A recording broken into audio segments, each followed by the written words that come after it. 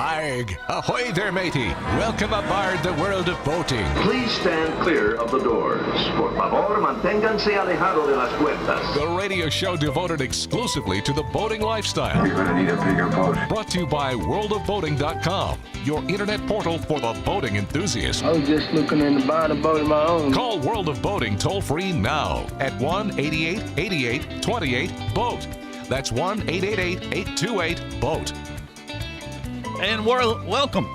This is the World of Boating. Greg, your first mate. Captain Patrick, Mike the Mariner, rounding out the crew. Barry the boater. Well, he's out boating, I think down in Southwest Florida, Naples area. So we gave him a pass today.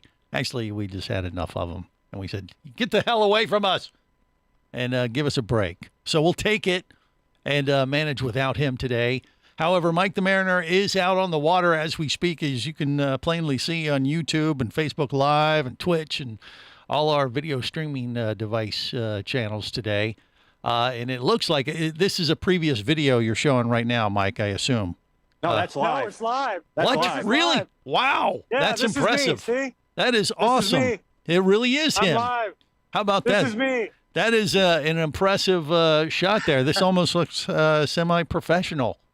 It is semi-professional. And somewhat dangerous at the same time. So no, we're totally safe. We're totally safe. We're maintaining proper separation. There you go. And what are you on exactly? What you're cruising? That isn't your vessel. You got a captain there behind the wheel. We're on the we're on the chase boat. We're on a Bayliner center console. This 1961 Uniflight is owned by my friend Matt. And they just finished a complete keel-up restoration. Wow! All original, all back to the original Ford six-cylinder inline six-cylinder engine. Nice. Yeah, Mike the Mariner, he sent us a video right before the showtime of this new vessel. He called it the Green Machine. The captain of that vessel, I think he was just kind of pulling that out of thin air because it has kind of a green aqua sheen to the thing, but it's one of those classic. I assume is it mostly wood or is it fiberglass? No, fiberglass. It is fiberglass. Okay. Interesting thing. So, Uniflight was founded in the 1950s, and they actually produced one of the very first fiberglass boats ever. Okay. And this is one of them. And they're known for producing a lot of military patrol vessels during the Vietnam War. Okay. So this boat here that you see is actually made with fireproof resins. So this is a fiberglass boat that will not catch fire. Well, yeah, that is a good thing. That's a plus. Yeah, Uniflight was founded in '57 by Art Nordvet. Yeah. And the first they were acquired by Chris Craft in '84. Yeah. And then they ceased production under that name in '89. But I believe the 17-foot was the first one. Yeah, they made a version of this boat that you're looking at with an outboard motor. They only made 3 of these boats. The boat that you're looking at now. Yeah. And this is the only one known to exist. This really? Boat was found yeah. Wow. This boat was found in Utah, and in a garage. And even the trailer came with the boat. The original 1963 trailer is in the storage building in our marina. How about that? So this guy got a hold of it. He's restored it, and you guys are taking it out for its first little run for fun or what? Yeah, today is the first day. How about that? It looks like it's running pretty good to me. I mean, you guys are cruising.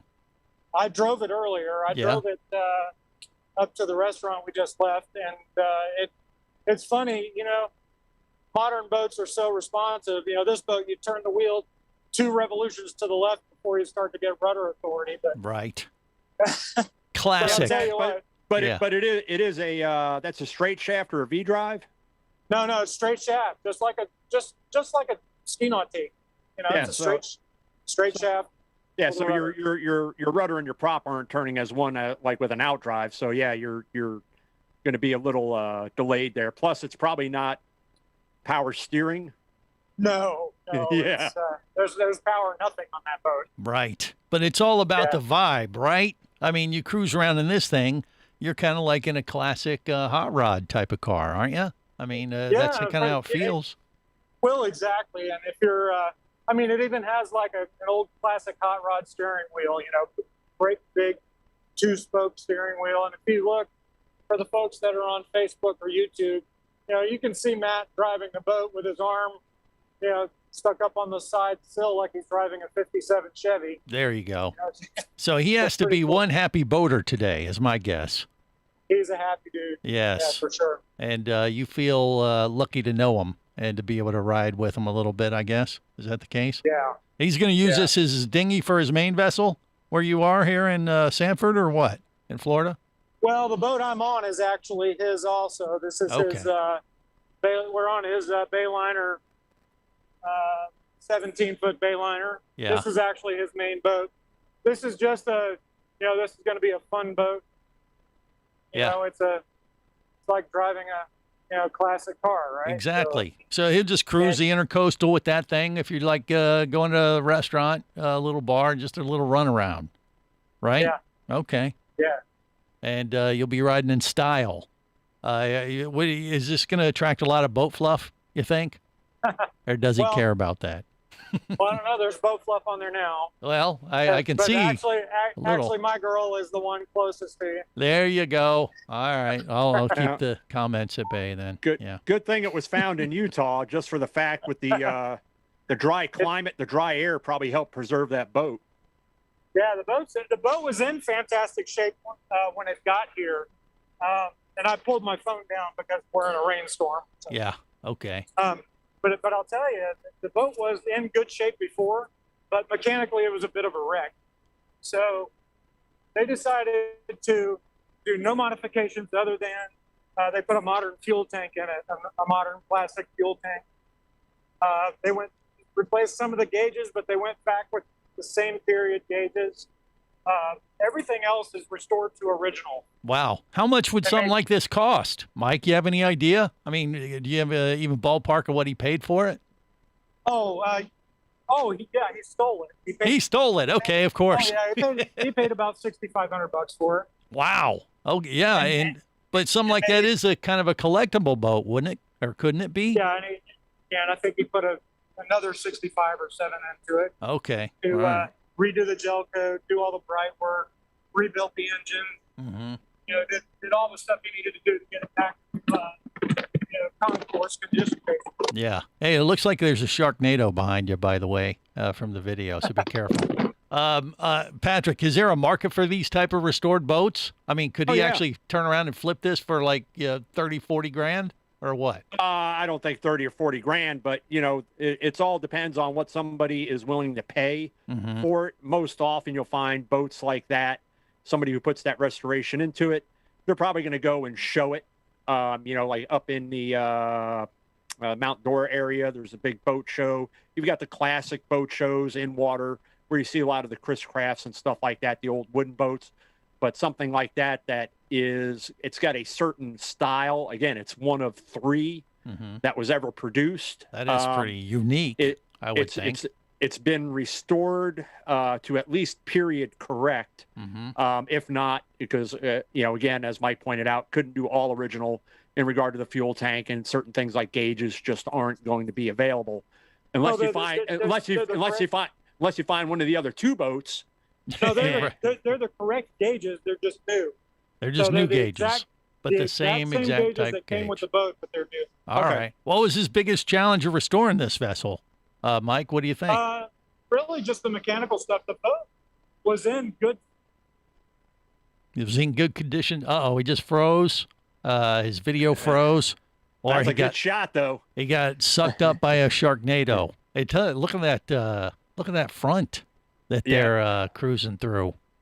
It's starting to come back. Yeah, actually, that's behind us now. That's behind you, okay. But that looks pretty ominous, I got to tell you. That's what we just went through. Okay, all right. Well, if any sharks start falling on your vessel, we're a little damp. But, it's all good. You know, it's all fine. But yeah, okay, we got you back, Mike. But the biggest challenge was just restoring the engine and getting those parts squared away, but now it's running like a fine oiled machine, huh? Yeah, it's running good. We had a little on the way up. We had a little issue with the stuffing box. It's leaking a little bit. Yeah. So we needed to take some adjustments to that. Got it. But he's going to keep this thing. He's not turning. He's not going to flip it now that he's restored it, or is he? No, he's going to use it. And is the green machine the official name of that vessel, or did he just pull that out of his butt when he when you asked him? I don't know what the official name is. Okay, but, all right, yeah. I will tell you that there is an observation about old boats that I'll make with regard to this boat. It's amazing when you see this boat move through the water how it knocks the waves, knocks the wake out to the side. It's a very dry boat. Very dry, a classic style, I guess. All right, more coming up on the World of Boating. Stay close. You're listening to the World of Boating Radio Network. Hosting a radio show about scuba diving and boating is one of the best gigs on the planet. It's actually part of my job to check out and report on cool new products I personally use to enhance my diving and boating adventures. However, I do believe in sharing the joy, and this is why we've added Nanook protective hard cases to our list of products you can now purchase on the merchandise page at scubaradio.com. Nanook cases are designed to protect the most sensitive equipment in the harshest environments. Underwater photographers, listen up. From their high-impact NK7 resin to their exclusive Power Claw latches, Nanook has raised the bar for those of you that demand the best protection for your gear.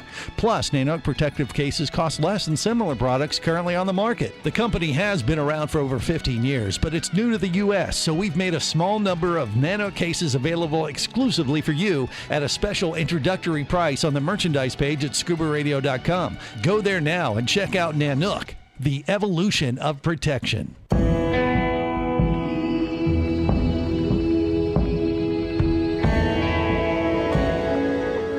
Be an explorer in the other 2/3 of your world. Be the buddy who takes the kids in the aquarium instead of just to it. Be adventurous. Be amazed. Be a diver. Even Keatley wasn't ready for me, or anything that followed.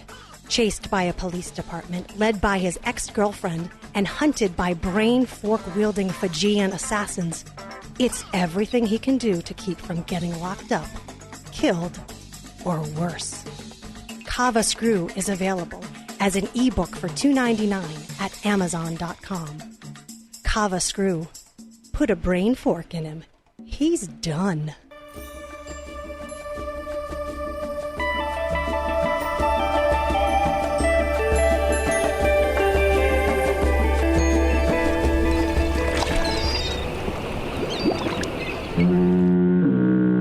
You have successfully navigated the Sea of Commerce and now are clear to cruise with the World of Boating. I do like the water. The radio show devoted exclusively to the boating lifestyle. The sun, the sea air, good friends. Brought to you by worldofboating.com, your internet portal for the boating enthusiast. Yoo-hoo, Mr. Pirate! What will we do with a drunken sailor? What will we do with a drunken sailor? What will we do with a drunken sailor early in the morning? Way in, she raises, way in, she raises, way in, she raises early in the morning. This is the World of Boating. Greg, your first mate. Captain Patrick, Mike the Mariner, rounding out the crew as we navigate the latest boating news and information. And just share some boating adventures like Mike the Mariner out on the Green Machine, this new, newly restored Uniflight vessel. Pretty cool. You can see it on YouTube. You can see it on Facebook Live on our video stream today. It looks like you got back to the dock there, Mike. So you guys are Yes, sir. nice and anchored, a little quieted down now. Everybody, and you guys are in Sanford, Florida, at the marina where you base your vessel. Is that right? Yeah. We are at Monroe Harbor Marina, right in downtown Sanford. Okay, so are you done for boating for the day? Or are you guys rafting up for like a celebratory party now, or what? No, actually, we're home. This is it. This is Matt and Kat's vessel that this is their residence, but that's the Uniflight there, the green boat down there. It is very green. Yeah. It is very green, Art Deco, just classic design, just an amazing vessel. All right. I'd like to point out that that Matt, Mike's friend, owns 3 boats. Grab my shoes behind Yeah, it looks like it. Can't find his shoes. going well. Yeah. But He can't find his shoes. right. You guys, So, they're but- more than welcome to come out anytime. Yeah. Oh, look at that. I love the way you think there, Matt. Thank you. missing Yeah. shoe? Oh, we got to bring a shoe with us? Is that the deal?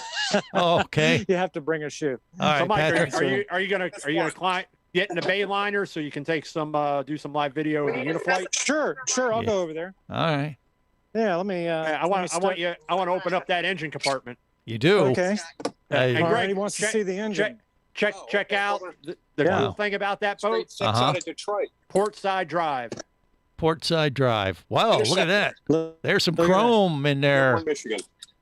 yeah. He's showing us the engine. I like it. Yeah, that looks like Inline 6-cylinder Ford motor. that's a muscle right It is there. Ford, right? Well, it's originally a Ford, and then they sold it to another company out of Dearborn.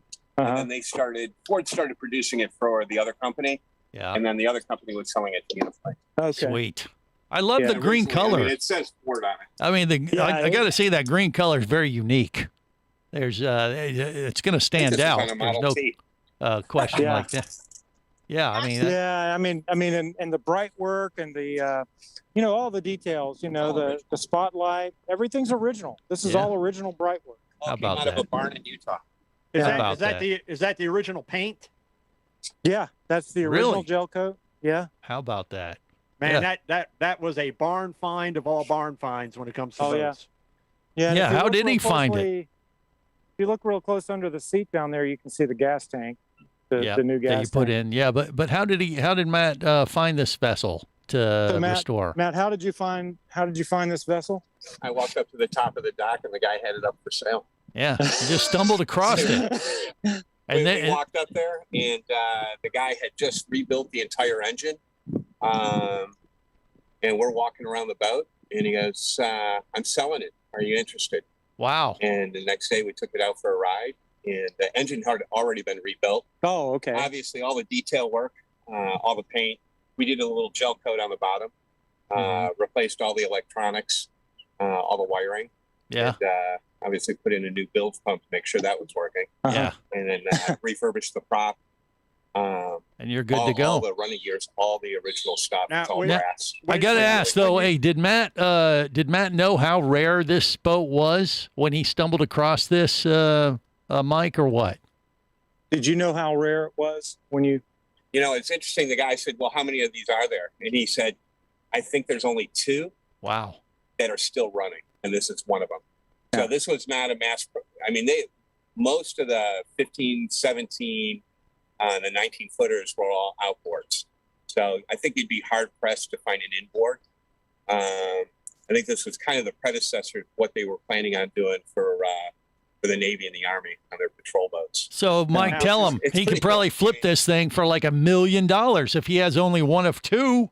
The guy, couldn't he just put it out there and say, hey, you want one of these truly unique vessels? Well, I'll sell you one, but here's the price. And I donate a percentage back to you guys. Yes, of course. That's where I'm going with this. He knows. We are not thinking that. Greg is thinking that. I've got a more realistic. That's fine. Yeah, I'll take your percentage, Patrick. Absolutely. So when the boat was restored and you updated the wiring and everything like that, did you update systems to current standards, like addition of an automatic float switch, things like that, or did you keep it all original? Hey, it's just a bilge pump, no all kill that- switch, things like that. No, none of that. No, it's all original. Okay.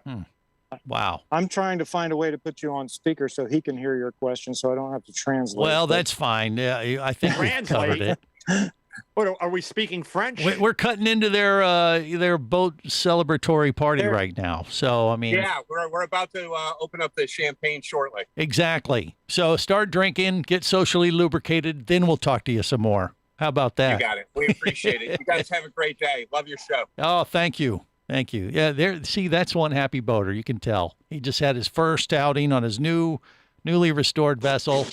He's a happy camper. There's no question. Now, we do have some other stuff to navigate through today. And I know, Patrick, you got a very interesting story when it comes to, I don't know, emergency procedures or one boater's unique way that he liked to alert his family to a potential problem. Is that the case or what? Yeah, you would say it was unique. I would use another adjective, but I can't say it on here. Stupid! No, worse than that. Oh. So I know, when I am out in a boat, especially if I'm delivering, if I'm transiting long distances, I know Mike, when he's moved his boat, I know his dad with his center console, they file float plans. They know how to use a VHF properly. I dare say, I'm pretty sure his dad's probably got EPIRB on board. Mm-hmm. I don't know if Mike's got those satellite on his phone. boat. Yeah, right. Satellite phone. Sat phone, things like that. Yep. So it begs to ask, as we lead into the story, do you guys have, for lack of a better term, what was in the story that was posted, emergency music? Emergency music. Emergency music. No, maybe Smoke on the Water. Maybe that's the only one. I don't know. Okay, what do you mean by emergency music? Well, like on your smartphone, you can do, like, in case of emergency contact, so if you're ever in an accident, you're unconscious, you got that main contact, they're going to check your smartphone. They know who to contact right away, things like that. So emergency music apparently is something, not apparently, it's something that I've never heard of. So you call a friend and play some annoying song that lets them know that you're having an emergency? What is this, like a safe word during a special time in the bedroom? I don't know, but I guess we're going to find out exactly what we're talking about next, because I'm lost. You're listening to the World of Boating Radio Network. Traffic sucks, unless you're scuba diving with Mike Scott. Mike glanced down at his dive computer. It showed less than 50 psi left in his tank. Probably just a few more breaths. Or riding shotgun in a thrilling car chase. One bullet hit the Jeep's windshield, spiderwebbing the passenger side. Mike shifted into second gear and felt the Jeep leap forward. This just got serious. Escape your commute with audiobooks from author Eric Douglas. Download to your phone. Go to booksbyeric.com or audible.com.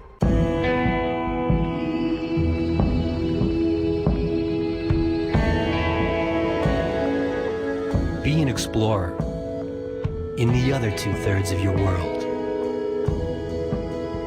Be the buddy who takes the kids in the aquarium instead of just to it. Be adventurous. Be amazed. Be a diver. Imagine traveling twice as fast as you can drive. Imagine taking friends and family snorkeling, surfing, skiing, shopping, and more to exotic destinations. Imagine attending business meetings in cities far away and still making it home at night. Or just imagine exploring the wild blue yonder. Quit dreaming about it and get to it. There has never been a better time to become a private pilot, and Flight Training Professionals in Orlando will show you how. Flight Training Professionals in Orlando is your full-service flight school. A state-of-the-art flight simulator, a fleet of the latest Cessna aircraft, and a staff of full-time seasoned flight instructors are just a few of the many reasons Flight Training Professionals in Orlando is the place to start your aviation adventure. Call 407-896-0077. That's 407-896-0077. Or go to ftpros.com. That's ftpros.com.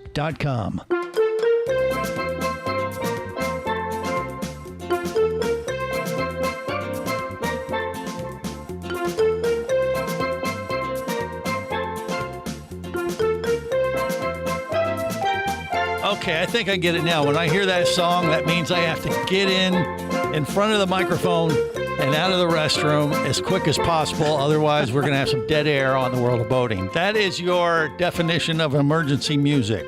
Is that correct, Patrick, or what? No, it's not. According to boater Jason Arnett, emergency music is something that you would program your smart home to play if you logged into your smart home and set that music off, which would alert anyone in the home that you are having an emergency. Yeah, it's kind of like a safe word or a safe. Yeah. No, well, a boating it's emergency. It's not anything at all like that. This is the most, as we get deeper into the story, this is the most ridiculous thing I think that I may have ever come across. And that's saying a lot because I've been doing this show with Greg for, I don't know, 75 years. Feels like it. Yeah. Well, this guy went through a lot of steps to get himself rescued. It seems strange. And burned through a lot of technology. So instead of just sitting off, sitting or triggering an alarm on his smartphone, when he has a boating emergency, he had his home programmed to play a particular song that would tell his family that there was a problem. I guess. Is that what you're saying? No, I am not saying that at all, because you've got that completely wrong. So please just let me proceed forward. So Jason Arnett was out on his boat with 5 other people. I think it was two small kids and 2 other adults. And this was off of, I think, Flagler Beach. They were about 10 miles offshore. And the boat takes on water and capsizes, and they're all in the water. So the first thing is he sends a mayday. The mayday he sends is, "We're going down." Okay. That's pretty descriptive, yeah. But not helpful to the Coast Guard. Okay. Okay. I want you to understand. Completely useless to the Coast Guard. You know what helps? Latitude, longitude. Right. The name of the boat. How many people? We're going down. We're going down is, it's one key bit of information that he needs to share, but a little bit more than that. All right, we'll get a little bit more into this story next on The World of Boating.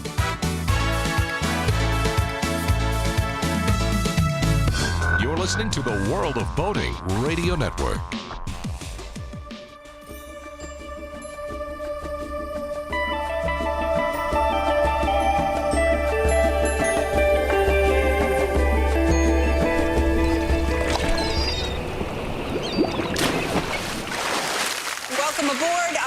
Captain, you'll be my scallywags. I don't know what that means, but you will be them.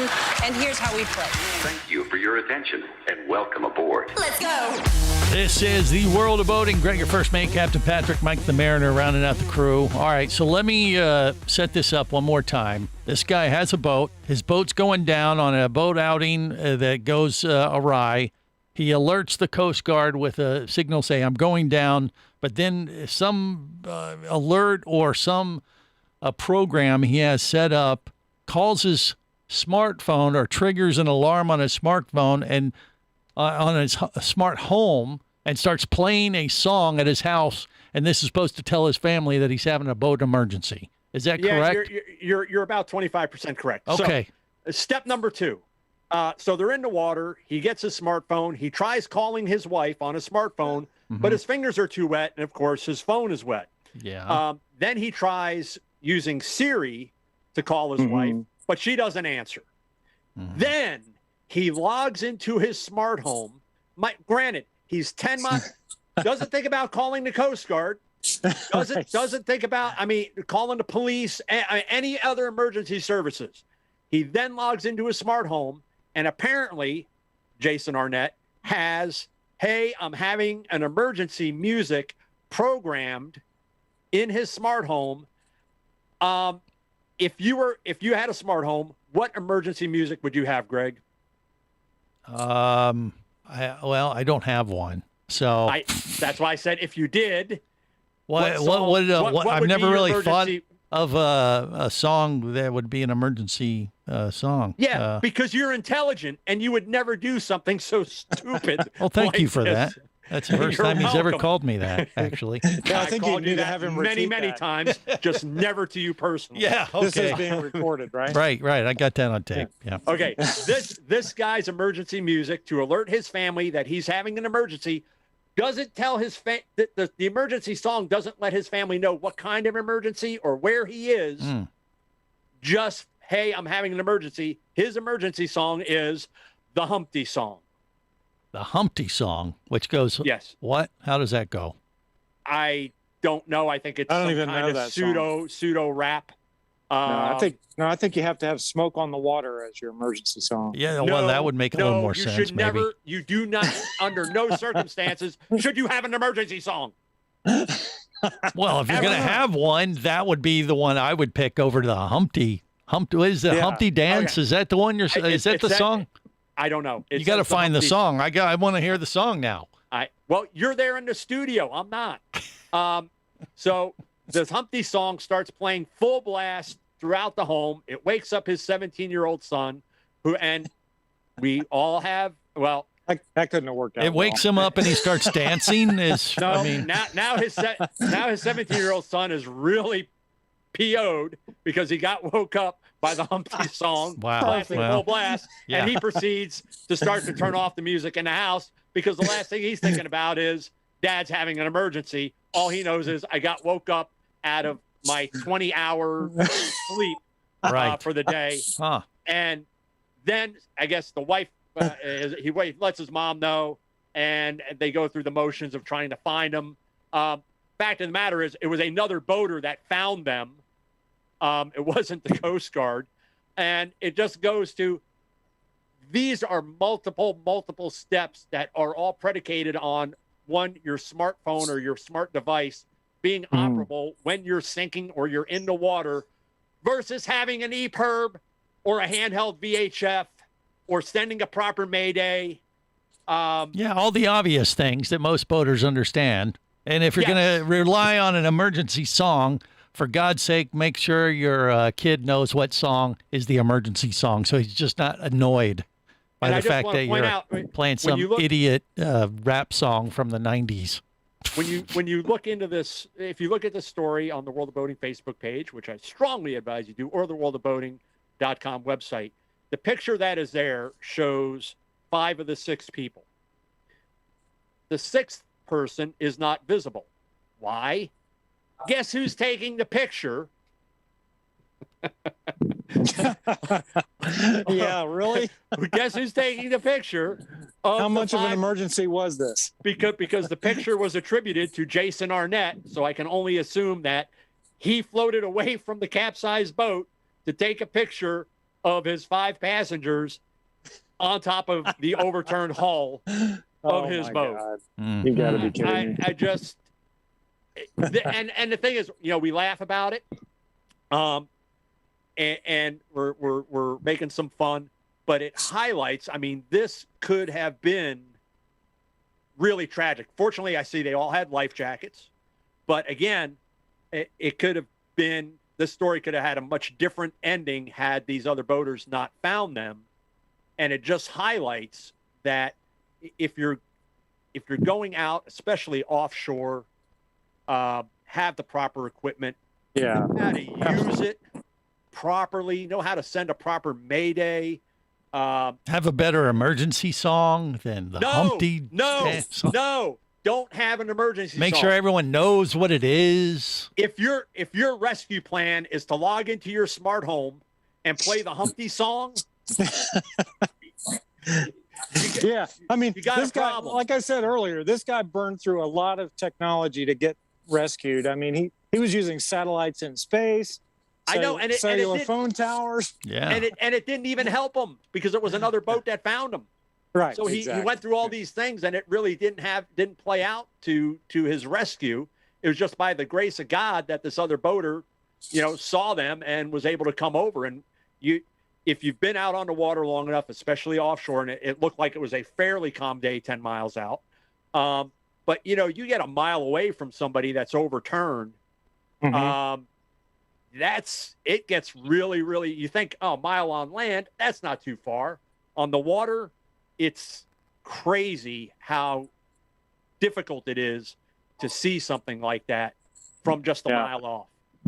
Yeah, and he's lucky that the weather was like it was. I mean, we just moved my dad's boat back from Key Largo to Fort Pierce a couple of weeks ago, and it was probably some of the worst weather I've seen offshore. I mean, it took us 7.5 hours to get the boat back. It never takes us that long. Can you imagine if they had been in that kind of weather? And I'm not talking about rain, just high wind and heavy seas. They really could have been in major trouble. Yeah. But you probably should have some kind of coded song amongst your family members that, hey, if I ever play this for you, it means that something is seriously wrong with me or I'm having an issue. Okay, well then you need to break it down into categories. You got to have one that's boating specific, so that when it plays, it's got the theme of boating. Something like I'm going down or something like that. Then you should have one if you're in a car accident. I guess I can't drive 55 would be a good choice. Well, there, okay. One if you're having a medical emergency, like Dr. Feelgood, might be one. Yeah, but see, those are too common. Sheer heart attack. You don't want everyone to think you're having an issue when you're just jamming to your favorite classic rock tunes. Yeah, but if it blasts throughout your house all of a sudden out of nowhere, all the speakers come on and it starts blasting this music, okay. But then you got to have each family member has then got to have their songs for those and just listen. Well, I mean, here's the thing. Don't go down that path. It's a very personal decision. For Captain Patrick, for instance, he hates Jimmy Buffett. So if he sends you a Jimmy Buffett song, you know that he's probably had a stroke. Go find him somewhere, right? Yeah. Well, and I was joking about Smoke on the Water. I wouldn't use Smoke on the Water because I wouldn't want a fireboat showing up and, raining my boat with okay. Yeah. All right. Well, our passengers can feel free to, share their suggestions through worldofboating.com if they so choose. Let's do that. Yeah. Let's have an emergency song poll. Yeah. What's your favorite boating emergency song?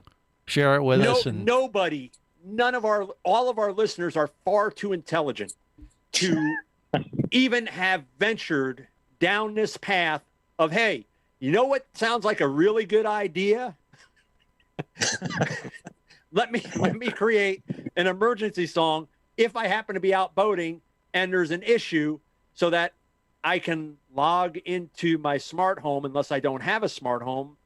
Then what's the point of having an emergency? Yeah, I guess you'd have to have Alexa or something. Yeah, or some special type of tune. Maybe like this. No. Okay, there's that. Would that help? You use that during the pre-show meeting when you say, well, what are we going to be talking about today? And I think he hit that about 10 times as I was going through the stories. Yeah, I don't know. Yeah. I'm not sure about that. I'm not sure if that's accurate. Yeah, of course it is. Okay.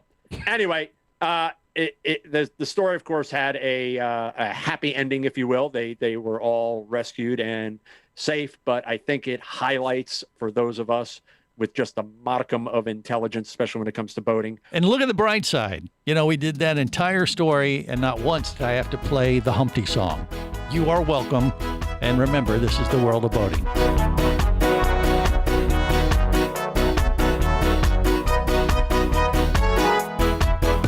You're listening to the World of Boating Radio Network. Do you have a message or product you need to share with the boating world? Well, look no further than the World of Boating radio show. Just like you, thousands of boating enthusiasts are hearing this message, and we could be talking about you and your product or service as early as next Saturday. Remember, a terrible thing happens when you don't advertise. Nothing. Go to worldofboating.com, send us an email, and let's get to work to make your marketing message matter. Traffic sucks, unless you're scuba diving with Mike Scott. Mike glanced down at his dive computer. It showed less than 50 psi left in his tank. Probably just a few more breaths. Or riding shotgun in a thrilling car chase. One bullet hit the Jeep's windshield, spiderwebbing the passenger side. Mike shifted into second gear and felt the Jeep leap forward. This just got serious. Escape your commute with audiobooks from author Eric Douglas. Download to your phone. Go to booksbyeric.com or audible.com. Hosting a radio show about scuba diving and boating is one of the best gigs on the planet. It's actually part of my job to check out and report on cool new products I personally use to enhance my diving and boating adventures. However, I do believe in sharing the joy, and this is why we've added Nanook protective hard cases to our list of products you can now purchase on the merchandise page at scubaradio.com. Nanook cases are designed to protect the most sensitive equipment in the harshest environments. Underwater photographers, listen up. From their high-impact NK K7 resin to their exclusive Power Claw latches, Nanook has raised the bar for those of you that demand the best protection for your gear. Plus, Nanook protective cases cost less than similar products currently on the market. The company has been around for over 15 years, but it's new to the U.S., so we've made a small number of Nanook cases available exclusively for you at a special introductory price on the merchandise page at scubaradio.com. Go there now and check out Nanook, the evolution of protection.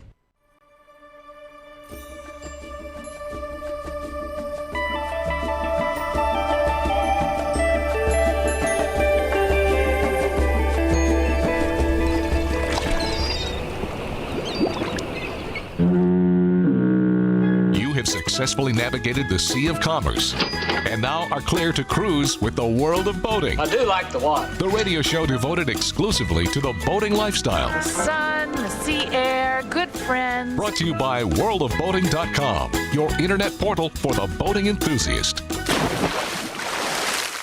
This is the world of boating. We don't have an emergency. It's just Greg, your first mate, Captain Patrick, Mike the Mariner, navigating the latest boating news and information. I mean, I honestly, if I heard that play in my house, I probably would be slightly annoyed and like, what the hell is going on? Who has lost their mind again? But there you go. All right. What else do we have, Patrick, to wrap things up today? Anything? Okay. Going to go all the way out to Kootenai County, Idaho. Yep. The Spokane River. Last week, and this I haven't been able to really delve into this and make sense of when I get to the end of the story. Not sure exactly what's going on, but last week the Kootenai County Commission passed an ordinance prohibiting boaters from engaging in activities that create excessive wakes. After 3 months of public hearings, amendments, and strong opposition from the recreational boating community, the commission adopted the ordinance by a 2-to-1 vote. Now, the ordinance defines excessive wake as plowing or using any enhancement to increase a wake size, including the use of ballast, mechanical hydrofoils, or uneven loading. Kootenai County passed an ordinance in 2020, which instituted a 150-foot setback for excessive wakes, and then they passed this one as well. So no wakeboarding. The Kootenai County Sheriff has been educating boaters about the new ordinance and its implementation in 2020 and found there to be minimal violations and no accidents related to wake surfing because that was the setback ordinance. Now there's an excessive wake ordinance. The county commissioners did ask the county sheriff to use discretion when enforcing the new ordinance.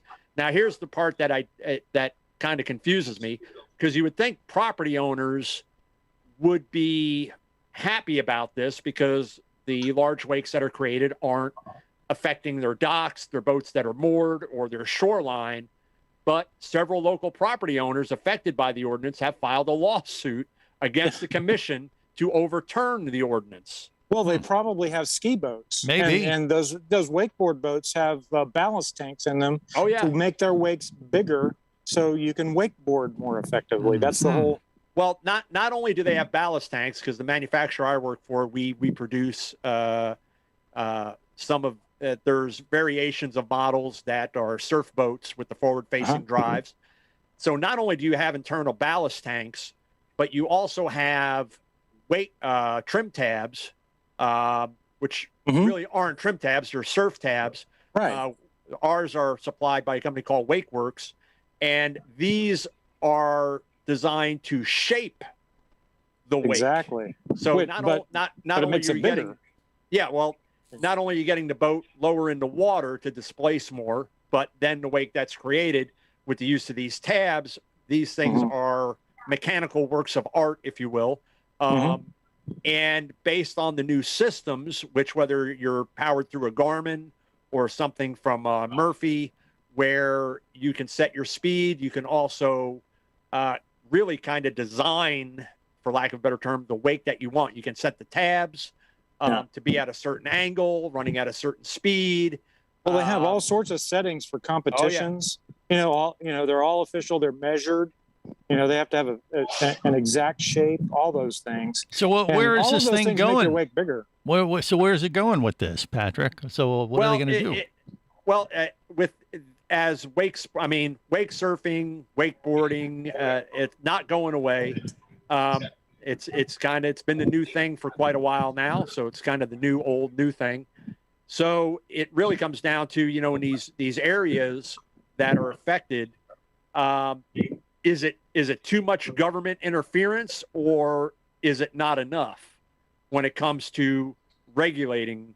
Because this is something that a lot of places haven't had to deal with, that they are having to deal with now, because I would think that you would almost want to have an area that's designated for that type of activity, so that other boaters that are out there, recreational boaters. But I have a general answer for that, though. Yeah, what's it like there in Sanford, where you are, Mike? It's almost, if you're talking about government regulation, it's almost always too much. Well, there you go. Yeah, but I mean, what are the rules there on the lake that you're at?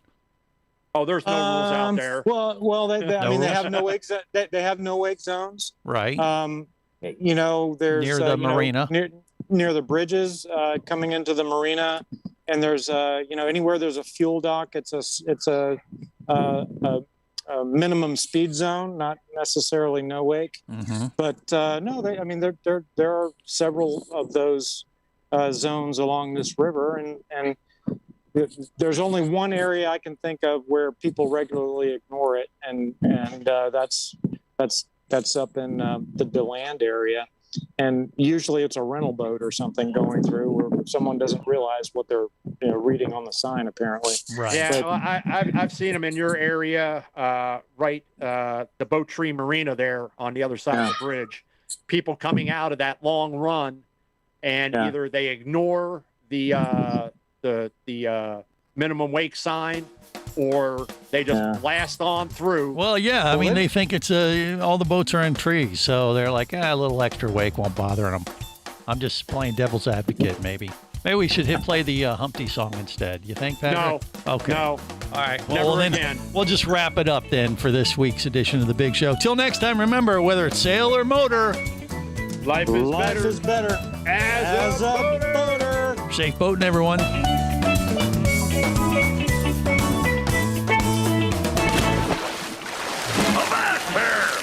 Here, you barnacle-bitten swab! World of Boating is brought to you by worldofboating.com, your internet portal for the boating enthusiast. Any of this getting through to you, son? World of Boating is a production of Overboard Entertainment Incorporated. Computer standing by. Remember, you can listen live or to archives of past shows worldwide over the internet at worldofboating.com. Computers can do that? So tell a friend and come aboard every week for the World of Boating. This is so great. I can't wait. I'm getting goosebumps. Feel me. The radio show devoted exclusively to the boating lifestyle.